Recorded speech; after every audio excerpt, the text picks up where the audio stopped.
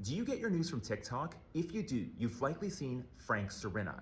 He recaps local and national news headlines mixed with a bit of his own opinion.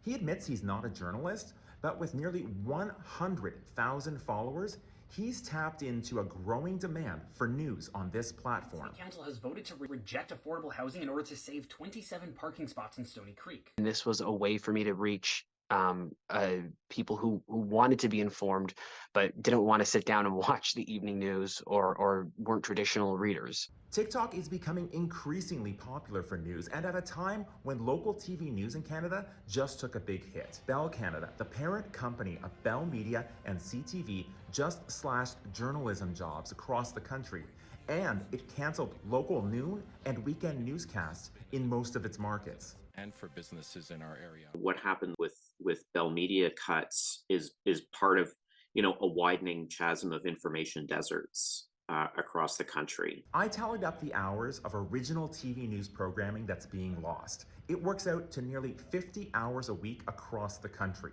CTV Atlantic, for example, is losing 4.5 hours of news a week, but it broadcasts in 4 provinces.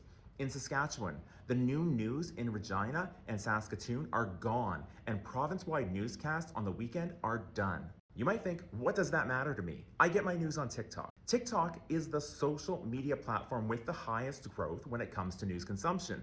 But media experts aren't so sure TikTokers are enough to fill in the gaps when local TV news gets cut. There are, people providing valuable information, but how much one person can do compared to a newsroom, I mean, it's not comparable. One journalism instructor told me she sees the possibilities for news on TikTok, but also some of the problems, like the fact TikTok prioritizes high engagement over something that's breaking news. We need everybody to see this right now because, it's a safety issue, or somebody is missing, or there's a child that's been abducted.